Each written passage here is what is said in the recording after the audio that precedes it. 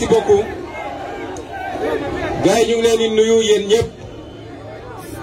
yéen ñi fi déplacé wu nekk ci naaj bi depuis bi ñu jullee juma ba tey jii di leen masawu di leen jaajëfal di féliciter une fois de plus ak remercier le mouvement pour la défense de la démocratie muy le M2D di mouvement bi nga xam ne moo waral ndaje bi tey di féliciter leader yi fi teew yépp bëri nañu mënuma jaar seen tur ñoom ñépp ak ñi fi bëggoon teew te seen agenda mayu leen ko di wax ni lii ngeen def nii dafa firndeel benn mbir kese ak li mu jur bokk ndax diggante bi ñu dooree manifestation beeg léegi yéegal nañ ñu ni suñu frère Landing Seck ñu koy wax kilifa bàyyi nañ ko ñu toogaat tuuti avocat yi yónnee ñu message nañu fële ci Diourbel dafa am loo xam ne da ngay seq ak nit doxalu nit waaye boo demee ci digg bàyyi ma wi ne dañ fay nitelu ci quelques secondes lañ lay wan say yax sax dañ koy maccaat mu jeex ki ñu seqal nag dama bëgg Sénégalais yëpp xam lenn teggi woon nañu suñu tànk parce que kilifa yi ñaan nañ ñu ko ñu nangu ko te bañ koy teggi Sénégal yëpp àdduna yëpp seede woon na ni waa ji suulu woon na ba noppi buñ ci tegoon ñaari fan mu jël avion dem Côte d'Ivoire ñaari fan kilifa yi ñaan ñu ko ñu nangu ko ñu jàppoon nag ni bu doon ab nit lañu amal affaire ak li fi xew yépp bu liy weesoo dina xam ni li woon nekkatul que ni mu noote woon askan wi jàpp leader politique yi di tëj jàpp mouvement citoyen di tëj que loolu jeex na ci réew mi jàppoon nañu dina defaraat toogaayam xam ni ñaari at ak genn wàll yi ko fi dese war naa xool nu muy defaree ba génn ci génn bu xaw a tane ndax génn gu rafet mënatu fee am. L'histoire retiendra que li ñu mës a am ci président de la république yëpp li ñu mës a am ci président de la république yëpp l'histoire retiendra que mooy li ci yées. kon bu lii amee mu génn ci te yàlla xam ne ni jaaxle woon na ba ni Sénégal di toll yëpp te moom mu ne mooy président de la république périmètre am weesuwul woon Mermoz palais de la république te ay chars de combat ñoo ko doon escorté. waaye Sénégal yëpp a seede bi mbir weesoo ba léegi ñun li ñu diglante woon ak kilifa yi ñun wàccoo nañu ak ñoom ndax boobu ba léegi ñu ngi ne tekk tekkaaral kenn dégguñu ñu wax kenn dégguñu ñu xuloo kenn dégguñu ñu saaga kenn dégguñu ñu xeex. waaye njéeréeram yooyu nga xam ne ñoom ñëpp bi mbir mi jaxasoo ñi ngi woon ci sous-sol yi ñi dem tëju ci hôtel yi ñu libéré leen ñu dem wër plateau yëpp xëyee saaga gontoo xaste ak di menacé. moom ci boppam nee na yéeyaa yooyu ma ngay def tournée politique mu naan tournée économique jël ay centaines de millions yoo xam ne suñu alalu réew la ñun ak ay oto yoo xam ne suñu oto réew la ak carburant boo xam suñu carburant réew la dem di yëpp ay car rapide ak ay njëgëjaay pour dajale ay nit nee na pour dalal xelam. defe naa su dee dalal xel rek la bëgg am na ay bërëb yu tudd dalal xel diggante Thiès ak Fatick fa la war a dem tëddi ñu dalal xelam foofu pikiir ko tuuti anesthésier ko mu dalal xelam. waaye nax sa bopp ci ay mobilisation yoo xam ne mobilisation pacotille la. am na pancarte bu ma liir fii sànq waa ji na ko yëkkatiwaat lu mu ci bind. am na bu ma liir fii sànq dafa ne ni importé ni loué mais toujours présent ou quelque chose comme ça. fii importé wuñu fi kenn. amul kenn koo xam ne da nga jaar cordon douanier ñi fi ñëw ñëpp ñoo ñëwal seen bopp te suñu teeloon préparé lii ndax yéen ñëpp gis ngeen ni démb la ñu doog a woote démb buñ ko teeloon préparé place bi fees na dell fi mu toll nii waaye gën naan suñ ko teeloon préparé dina dem ba BCEAO loolu nag avertissement la ni loué ni importé mais je suis là ku fi nekk rek lii moo la fi andi di nax sa bopp nag di nax sa bopp dem jël ay nit yoo xam ne fukk yoo ci jël juróom-ñett yi ànduñoo ak yow waaye comme dangaa ndóolal réew mi ba nit ñi sonn koo ñoo jox 2000 francs teg oto mu yéeg dem mu ne day dalal xelam waaye li gën a yéeme du lool de fu mu dem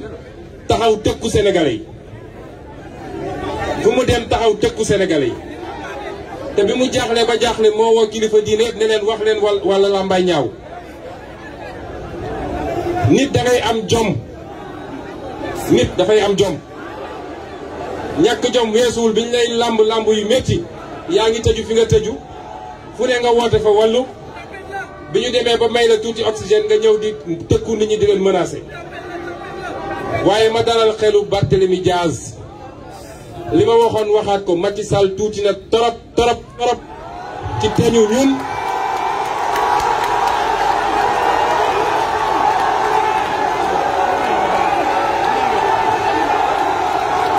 dama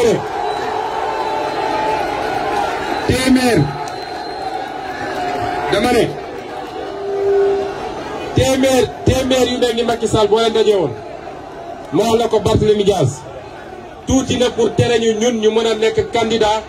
ci bépp élection bu ñu bëgg a nekk candidat.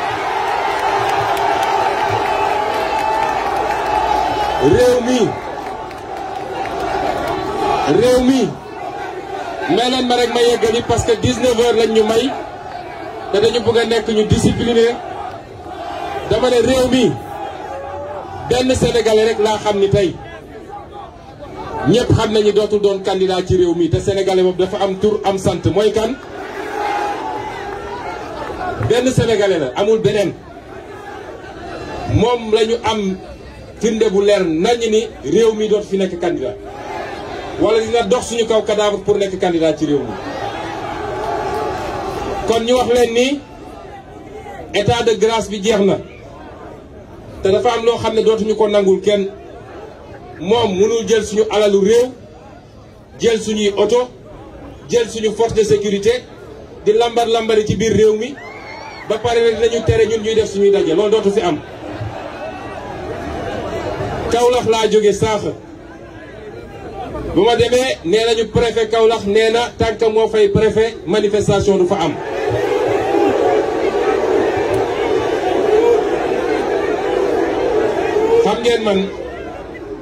xam ngeen man je suis un produit de l'ENAM su ma déggee ku génnee ENAM di wax yi damay am gàcce parce que boo déggee ñuy ŋàññi administration rek boo déggee ñu naan un petit fonctionnaire de rien du tout rek genre yi moo tax. lan moo waral un préfet qui est là payé par le peuple recruté par le peuple naan li constitution bi may peuple bi moom préfet moo koy xañ peuple bi moo tax foofu Kaolack laa ko njëkk a dankaafu nee naa ko dinañ ñëw def un rassemblement national à Kaolack te bu soobee yàlla ci lu soriwul dara waaye waxoon naa ko lenn nee naa leen rassemblement boobu bu ngeen demee kilifa mandat de dépôt xam leen ni fii ak semaine prochaine dina am rassemblement foofu Kaolack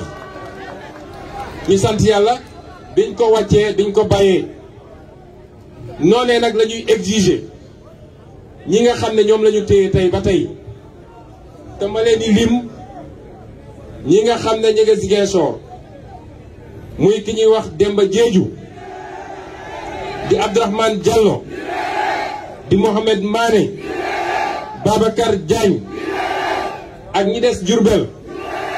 muy Ndiogu Diop Ndongo Diop nga xam ne moom kaam moo ci gën a doy waar ak ki ñuy wax Ablaye Fall ndax ñeneen ñaar ñi bàyyi nañ leen dañ leen ne ñu ngi leen di jox ultimatum parce que ñun ñi fi nekk ñëpp ak ñi jotul teew ak ñi génnoon di manifester yëpp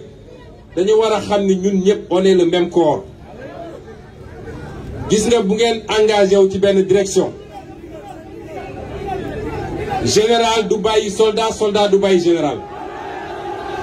Ousmane Sonko ëppul droit ci liberté que Ndongo Diop moo tax dañu bëgg leen envoyer un message ñoom ñoo ñu des foofu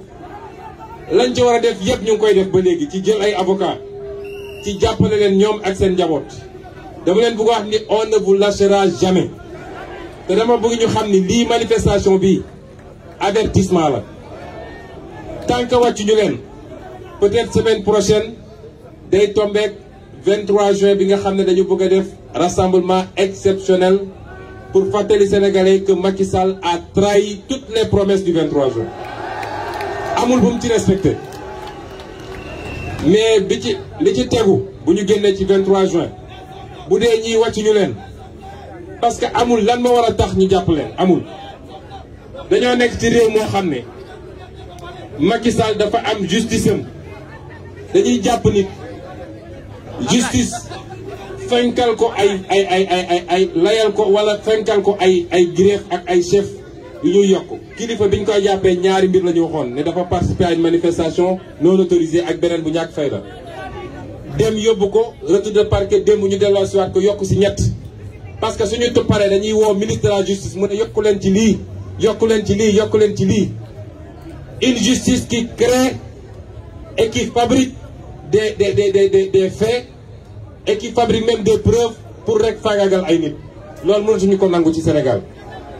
moo tax dañu ne tant que libéré wuñu leen dans 2 semaines suñu naree daje fii te dinañ ko def sur l'ensemble du territoire national su dee jàpp na dinañ ko may fu mu noyyee nax na boppam ne war fu ko neex ak suñuy milliards nag dajale ñu ko neex waaye ñun ñu ngi koy xaar fii te ñun xam nañ ni le peuple sénégalais souverain a tourné le dos à Macky Sall depuis très longtemps. Le peuple sénégalais souverain à 80% et avec ñi fi nekk tey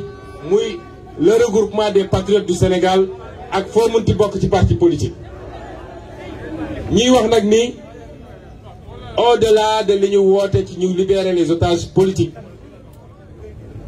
dañuy dëgmal lu am solo ay intervenants wax nañ ko fii kii ñu ko seetal yaakaarul lu dul ci wuruj ay élection te jàpp na ni élection locale yi mooy anticiper 2024 buñ ko seetaanee ba mu mbuxum élection yi le lendemain lay génn taxaw am sañ-sañ ne moom dina briguer beneen mandat en 2024. La jeunesse a les cartes en main na ñëpp dem inscrire ci carte ci liste électorale yi ñi ngi joxe ay date dama bëgg wax ni date yooyu mënul ne parce que balaa ñuy ubbi inscription bi il faut ñu pare dialogue politique bi valider les points de consensus convoquer l'Assemblée nationale en session en procédure d'urgence mu voter le nouveau code électoral ñu doog a mën a dem ci loolu te loolu mënul nekk fii ak mois d'août leer na ma ni ñoom ñooy def ay sondage pour xool nit ñi fan lañ ci toll waaye quartier par quartier laa bëgg quartier par quartier maison par maison sax laa koy commencer maison par maison quartier par quartier commune par commune ville par ville région par région yéen la jeunesse le fichier actuellement gën saa bëri defe naa eggul 7 millions les primo-inscrits de ce pays ñoom ñëpp suñu génnee voté wu massivement inscrire massivement ak ñi ñu bindoon ni ne peut pas voter ñu dem rectifier fichier bi dina dépasser 10 millions d'électeurs te ñiy bindu ñëpp nag à 90% ñu wàcc Macky Sall ak ñi mu àndal kooku mënatul gagner élection Sénégal du élection locale du législative du présidentielle Macky Sall est fini c'est une page tournée li ma waxoon rek dañuy masaxa rek gunge ko ba 2024 lan mooy doon nag diggante bi ma ngay dépendre ci moom ñun jàmm rek lañu woote nit ñi wax nañ ko fii te wane nañ ñu nitu jàmm lañu toog naa kilifa mu fàttali ma li nga xam ne ci diine wala ci diine islam bi ñu gën a xam ñun ñii nii du lu ñuy doo jóg dem attaquer waaye am nga sañ-sañu défendre ñun dañoo défendre ba léegi te li fi amoon ba tax ñu défendre bu amoon dinañ défendre nu ko raw téeméeri junni yoon kon moom mooy nekk nit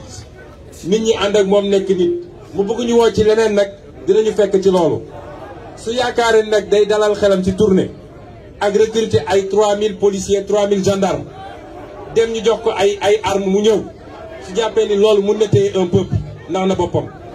rien ne peut retenir un peuple déterminé régime algérien moo ko ëpp doole fuuf ëpp ko jumtukaay Kadhafi ko ëppoon doole fuuf ëpp ko jumtukaay ak beneen Omar El Béchir bi nekk Soudan moo ko ëppoon doole fuuf ëpp ko jumtukaay keneen ak keneen mais un peuple souverain bu jóg ne doyal na te ñi mu yaakaar ñëpp nag ci peuple bi la ñu bokk policiers yi ci peuple bi la ñu bokk gendarme yi ci peuple bi la ñu bokk la ñuy dund ñoom jafe-jafe yi ñuy dund la ñuy dund kon su dee loolu lay naxee boppam xam ne ni jum na kon ñu leen di woowaat ay menaces am yëguñu ko ñun on n'a pas de leçon à recevoir d'eux nee na terrorisme waaye le seul terroriste mooy ci ak ku dem recruter ay nervi ñu dem di tirer ci ay xale baray ci 13 kooku mooy terroriste. nee na des gens qui sont soutenus par l'étranger ñëpp xam nañ ni le seul boo xam ne préfet étranger la nga xam ne lu am day daw dem jëli ndigal taal avion def ci suñu kérosène jël ndigal ñëw yéen xam ngeen mooy kan. léegi nag nee na respect des institutions waaye ñun fii la ñu newoon bi muy taxaw naan on va déloger Ablaye Wade ñun waxaguñu loolu kooku su ñëwee ne moom daf ñuy jox ay conseils est-ce que loolu yelloo na ci moom. léegi nag bi ko desee mooy nee na comme dafa jël xaalis wasaare ci lu bëri ci ay organes de presse heureusement qu'il y a encore des organes indépendants et dignes mu dem wasaare ko ne leen seen mission mooy saa yu ngeen xëyee wax leen lu bon ci Ousmane Sonko waaye plus ñuy wax plus Ousmane Sonko di am bay ci Sénégal.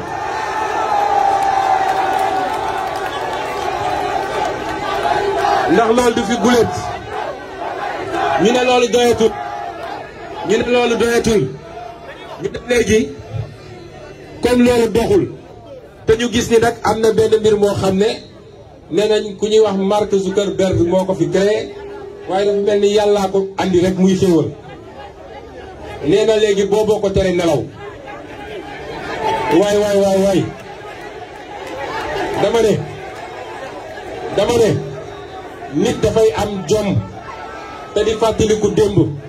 ndax la magie du clic et du clac du man maa ko créé fi du maa ko fi waxoon bi may opposant kon dama bëgg ñu wax ni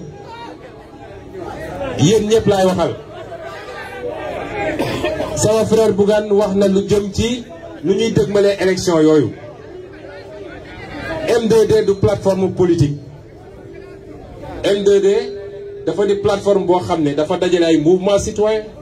dajale ay parti politique waaye lii woon objectif am dëgg mooy lépp lu jëm ci faagagal démocratie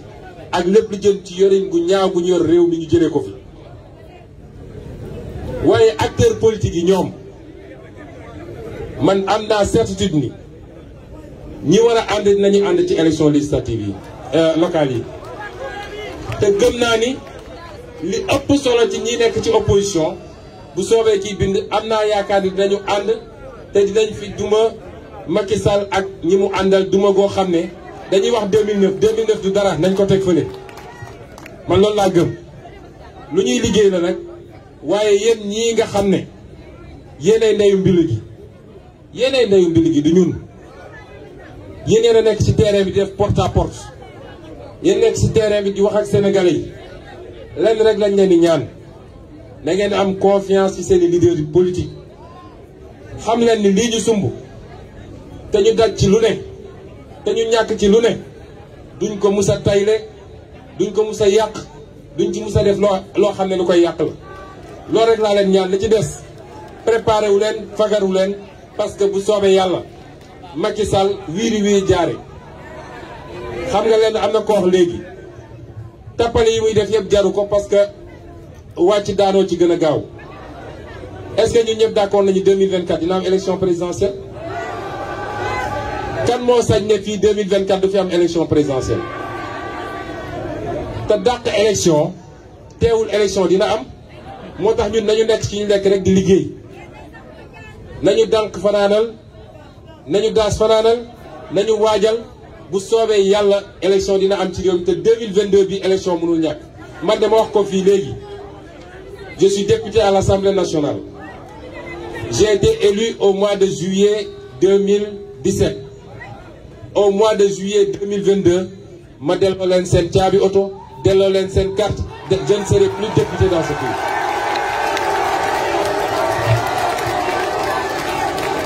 parce que kenn faluma pour 5 ans 1 jour waxuma laa pour 7 ans dañ maa fal pour ma def un mandat de 5 ans bu 5 ans yi jeexee bés bu mu jeexee bés boobu laay pare ñoom waajal nag ànd ak ñi ñu mën a àndal yëpp ci opposition pour que assemblée nationale bii nga xam ne mooy li gën a tilim li gën a salté lu ñu mës a xam tey ci assemblée nationale pour que ñu raser ko daal fi andi assemblée nationale boo xam ne avec une majorité forte de l'opposition mu préparer le départ de Macky Sall en 2024. lii mooy agenda bi nañu jublu ci loolu te bu ñu nangu ku ñu divertir waaye dama leen bëgg a wax nii waajal leen seen bopp ci li ngeen mën bu dee Macky Sall jàmm la bëgg dina ko am bu dee safaan ba la bëgg dina ko fi fekk parce que moomuñu te ëpp ñu doole maa ngi leen di gërëm di leen sant.